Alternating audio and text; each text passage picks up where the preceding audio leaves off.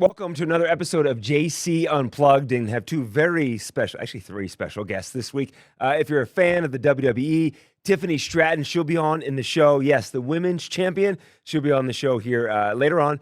But first, iconic band UB40. They're in town this weekend performing at the Wynn Hotel. UB40 has been a band for more than 45 years.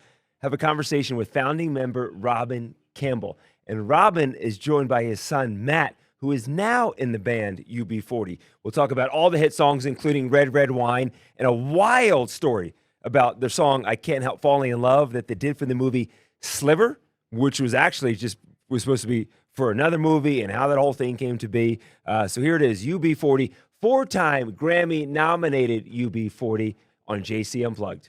This is awesome. UB40 coming to Las Vegas, and we have Robin and Matt Campbell here joining us. Welcome to the show, you guys. Hi there. Hello. Matt, when did you join the band? This is awesome. Father and son in UB40. When did you join the band, Matt? So a couple of years ago. It's a couple of years now. It's done a couple of tours in the US. So He's been working with the band for many years. Yeah. He was originally our social media manager. yeah, started a long time ago, and things have just snowballed. And this was the final step. And I finally dragged him on stage. Didn't that happen? Was your first gig or first time truly performing on stage? Was that here in Las Vegas? Is that true? It was, yeah.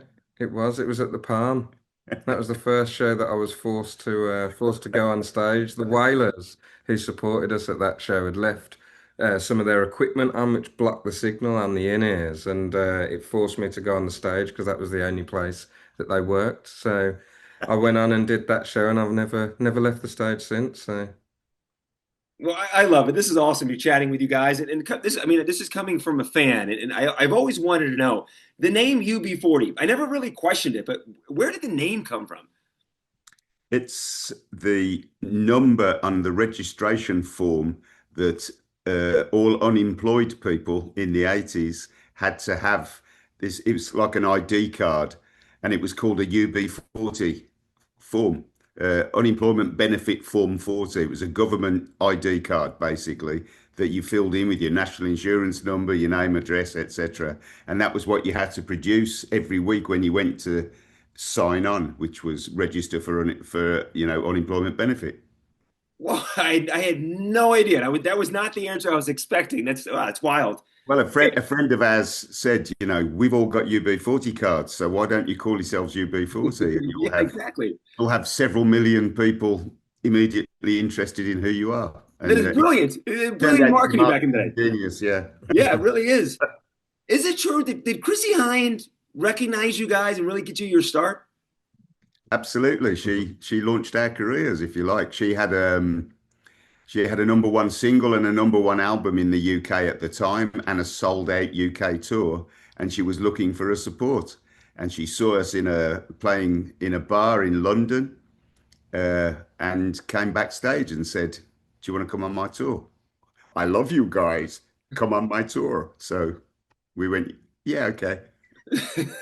And we released our first single at the beginning of that tour, and when we came off the tour, we were in the top 5 in the UK. So she definitely launched our career. And we also rebooked the exact same tour for 6 months later and sold it out. So yeah, she definitely launched us. That's wild. That the tour you went back. This time you went back though as the headliners the second time around. Yeah. Matt, when did you realize, or I mean, at what point did you realize who your dad was and the band that he was in? I mean, growing up as a little kid, you're probably doing your own thing. Was there a certain moment when you realized, oh my gosh, this is my dad? Yeah, well, of course, you're growing up, it's just normality, isn't it, for you? But then, of course, there is a time when the penny drops and you realize, oh, that's pretty cool. That's, I'm trying to kind of pinpoint when it was, but it was in primary school. It would have been the kind of time when the guys were doing the Promises and Lies tour in the 90s, so that was, and obviously that was the kind of the height of everything that was going on at that time. So yeah, it would have been around that time for me.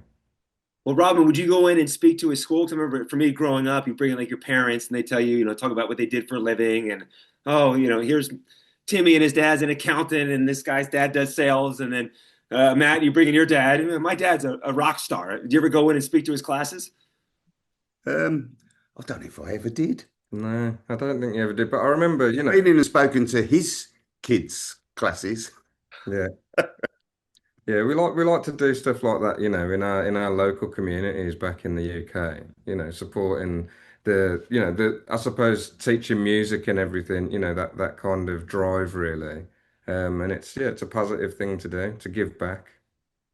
You guys, it was such great stories and such an amazing band, so many hit songs. I'm sure you get hit with these questions all the time, but Red Red Wine, what made you decide to cover that song? And did you think it was going to be so successful when you released it? Well, we knew the song as a reggae record from the late 60s. It's a song that was part of our growing up. We knew the song by a guy called Tony Tribe, and it was just a massive reggae hit on the reggae scene, not on the major charts, but on the reggae scene before reggae became big. And we just loved that record, and I always wanted to do a cover of it. Um, I mean, the whole idea of the Labour of Love series was to show everybody why we fell in love with the music, and do covers of the songs that we'd grown up on. We had absolutely no idea it was a Neil Diamond song. We No did. idea at all. We'd never heard the Neil Diamond version. I had actually heard another version by a band called Jimmy James and the Vagabonds, which was like a soul version, and I thought that that was the original that Tony Tribe had covered. Um, and it wasn't until we recorded it in '83, for publishing reasons, we found out that it was written by Neil Diamond. So it was a complete shock. Did you like find out when it was like on the album and it says, the songwriter credit, Neil Diamond? Is that when you found out? It actually said N Diamond on my copy of the single, and the penny had never dropped. I thought it was Negus Diamond or somebody, I had no idea. And then, yeah, when we were for publishing reasons, we were finding out who the original writers of those songs were, um, because we wanted to make sure that the original artist got the credit, and we weren't sure whether it was an original Jamaican number or not, and then we found out it was a Neil Diamond song. I've since been told that Neil Diamond didn't actually write it either. He bought the rights to it, and it's an old song from the 1800s that he kind of bought the rights to and rewrote. Apparently, I don't know how true that is, but I was assured that by a Rolling Stone journalist. If he did, it's the best purchase he ever made, isn't it? Was one of those things too when I remember the song coming out just being all over the radio. I felt like late 80s, elementary school hearing it, and we didn't have Google or anything back then, and being out in the schoolyard and someone saying, Neil Diamond sang that song. You're like, what? No, he didn't. That's it. That's the UB40 song. It's the original song. No, it's a cover. Like, it's not a cover. That's crazy to me. We go into the 90s then, and Can't Help Falling in Love. How did that connection with the movie Sliver work? Did you already have the song and that the production company came to you, or how did that whole marriage come together? Well, again, that's of course another cover that we were asked to do for a different movie. Like a year previously, we were asked to do an Elvis cover because the entire soundtrack, I think it was Honeymoon in Vegas, Nicolas Cage movie, I think. Yep. And the whole soundtrack is Elvis covers by other artists. And we were asked to do that tune, that specific tune. We didn't select it. We were asked to do Can't Help Falling for that movie. And of course, in typical UB40 fashion, we delivered it too late. It didn't make the soundtrack. I believe they used a version by Bono, Oh, yeah. Okay. Yes. Okay. U2 singer. He Huh? did a version and they used that. So we were too late and it sat on a shelf. And then the producers of the Sharon Stone movie, Sliver, got in touch and said, can we use this? We've heard this version of yours. Can we use it? Because I guess Virgin had it on a list of songs that were available for people to use. Uh-huh. And we'd forgotten about it. And they said, can we use it? And we said, yeah, of course.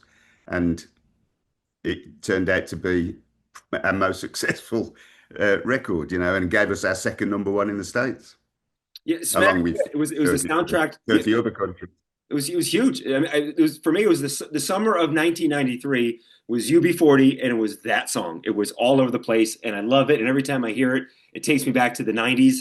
That's wild to me, though, that Bono had the song on the in the Nick Cage movie, because again, like the urban legend thing I remember in the 90s was that U2 was offered that song. They passed on it for the movie, and then you guys picked it up and recorded it for Sliver. But it was kind of like just the opposite way around. Yeah, it is the opposite way round. And in fact, I believe they released the single by Bono, and it was spectacularly unsuccessful. Yeah, yeah, you guys own that. That's awesome. So we're excited that you're coming to Las Vegas. What's your current show like? You're playing the hits. You're playing some of the newer stuff. What can we expect at the show? Same as we always do, we try to mix it up. We play some tunes off the latest album. We're constantly in a cycle of touring and recording, so there's always something new to play, as well as the hits that people expect and a few hits they might not expect. A few tracks that we resurrect. We just try to keep it mixed up and keep it interesting. There are certain tunes we have to play, and certain tunes we enjoy resurrecting, and of course we play a few new tracks as well. Yeah, the main thing is us just having a good party, to be honest, and that's it. Absolutely, we expect audience participation. We want a singing and dancing audience, and obviously we have to give them tunes they know to do that. So yeah, the louder they sing and the more they dance, the better the gig. I love that. We're guaranteed to get red wine then, right? Oh, for sure. Yeah, they'd riot if you didn't. Absolutely. We get lynched if we don't do that. Yeah, it'd be trouble. Well, listen, Robin and Matt, this was a treat to chat with you guys. Thank you so much for providing music. It's kind of the soundtrack to my life. I truly appreciate it. And Las Vegas loves you, and we look forward to seeing you here in October. Thanks for having us, man. It's great. Come down to the show. Done. I'll tell him. Matt has me on his list. For sure. Awesome. Thank you, guys. It was a lot of fun. I appreciate it. Pleasure. Thank you. All right, we'll see you again. We'll see you in October. Thank you. How cool is that? Robin Campbell, founding member of UB40, and now his son is in the band, kind of like the next generation to continue that UB40 torch. And again, they'll be at the Wynn Hotel on Sunday. Really cool conversation with those guys. So we go from UB40 to the WWE. WrestleMania is coming to town again, April 18th and 19th at Allegiant Stadium. Those 2-day tickets are on sale now through Ticketmaster, and I caught up with WWE Women's Champion Tiffany Stratton to talk about WrestleMania, to talk about her win when she cashed in her Money in the Bank briefcase, and also her controversial feud with Charlotte Flair and the things that she said when Tiffany went off script, how she got in trouble with the WWE for those comments that she made to Charlotte Flair. So here she is, the WWE Women's Champion Tiffany Stratton. Tiffany Stratton, welcome to Las Vegas now. How excited are you about WrestleMania coming back to Las Vegas? I am super excited. Last year was my first ever WrestleMania. And it was in Las Vegas. So how amazing it is to be able to go back, and it almost feels like nostalgic for me because I feel like it was my first ever WrestleMania. There was so much pressure. I wrestled Charlotte Flair. I beat Charlotte Flair, and now I get to go back, hopefully have another WrestleMania match and kill it. And I feel like Vegas, there's something for everybody. And we're going to have SmackDown there, Raw there, NXT there. It's going to be a wrestling-filled weekend for sure. We're so excited. We have so many fans here in Las Vegas. Let's go back to when you cashed in your Money in the Bank contract to win the Women's Championship. I was almost crying during that moment because it was layers of surprises. Is she going to cash it in? Oh, she's not going to cash it in. She does cash it in. What was going through your mind that evening when you captured the belt? I feel like exactly what you were feeling. Like I could have cried as well. There was like so many moments where like, oh, should I do it? Should I not do it? There was ups and downs for me as well. So going into that moment, I was nervous. I was excited. I knew there was a title on the line. There was a title match. So after I finally cashed in and I hit my moonsault on Nia, I immediately was like, oh, it's over. Like I successfully cashed in. I didn't fail my cash in. And I felt all the emotions, and I felt like it didn't really kick in for a couple of days, but I tried to be in the moment, and I remember I was on that commentator table holding up my title, and I was just so proud. The entire arena was with me in Arizona, so it was such a surreal moment for me. When you're in the ring, do you hear the crowd? Because the crowd, I mean, they're chanting your name. Do you hear us when we are chanting you on? Yes and no. It depends on like where I am in the match. If it's kind of like a time where like I should be listening to a crowd, or I'm in the middle of like a sequence or something like that. So yes and no. I go through phases where I'm like super locked in, or I'm like listening to the crowd. So yeah, yes and no. You mentioned your match last year against Charlotte Flair, and I remember leading up to that match, there was you were doing an interview and you were throwing some insults her way.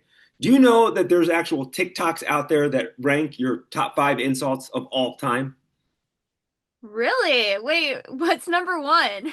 Is the number one is the Charlotte Flair when you reference her Oh, 3 failed marriages? that makes sense. That checks out. Well, that's cool. Where do you come up with these? Because watching these TikToks of you, I mean, you're very quick on your feet. Where do you come up with everything? Um, I like to be able to have good banter with people, and I feel like I've got some witty friends, and I have some witty people around me, and I have to naturally just kind of be on my toes and have good comebacks here and there. I have a little brother. I have an uncle that is very, witty and quick with it. So I feel like my entire life I've always tried to be witty and quick with it. So now I'm finally trying to, get that over in my promos and take that into the ring.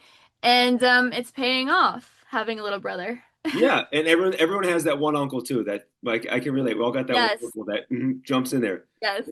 Talking about your family, I think this is really cool because you were a gymnast, bodybuilder. It was your mom that pushed you into getting into wrestling, correct? Yes, it was. My mom is crazy, but in the best way possible.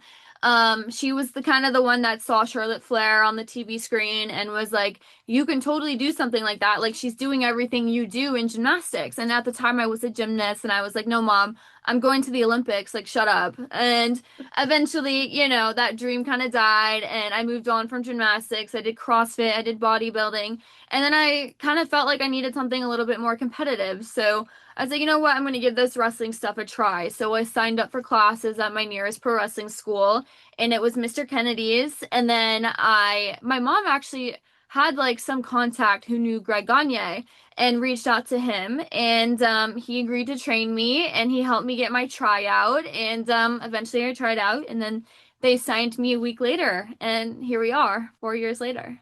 That's awesome. Is it? Did you try? Were you trying out during the pandemic, or the pandemic put a halt on your tryouts? Yeah, so my first tryout was in 2019, I think. And they flew us all there, had to cancel everything, and flew us all back home the same day. So it was really like disappointing for me. I was super sad. I was so ready. But thankfully, like I went back home and I still trained. I got even better. So I was even more prepared for my next tryout. And I emailed them nonstop. Like I was literally like, "Can I try out? Can I try out? Can I try out?" And then eventually they got back to me and invited me back. And yeah, I tried out and they signed me. That's the part of your story that I love. I love all your story, but that part you went during the pandemic. They said sorry, it's not going to happen. I think some people be like, okay, I'll go do whatever now. You took that time to train, get better, but also persistent, like a dripping faucet, nonstop Exactly. checking in, and finally got your Yeah. opportunity. I was consistent. I was like, I don't care if I'm annoying. Like, I want this. I want another tryout. And it paid off. That did. Before I let you go, coolest moment that you got to experience because of your wrestling status and because now you're women's champions. Coolest thing outside of wrestling that you got to do because of your being a WWE superstar. That's a really good question. Um, I think I got to meet the cast of I think it was a Girl Meets World, Boy Meets World. Yeah, Boy Meets World. Yeah. Um, Yeah, and I was on their podcast, and that was pretty cool. They're all friends with Sabrina Carpenter because Sabrina was also on that show. So I got to meet them and kind of talk to them, and yeah, that was a pretty cool moment back at WrestleMania. Well, I love it. Well, we're looking forward to having you back in Las Vegas for WrestleMania 42. 2 nights, April 18th and 19th. The tickets are on sale. There's some really cool packages as well. So, Tiffany, thank you so much for joining us, and good luck Friday night with your big match on SmackDown as well. Thank you so much for having me. I think I'm the only show in the world that had UB40 and WWE Women's Champion Tiffany Stratton on at the same time. Thank you so much for watching JC Unplugged. And if you have an idea for a guest or something you want me to talk about, you can always email me. My email address is jfernandez@8newsnow. I appreciate you watching. Bye.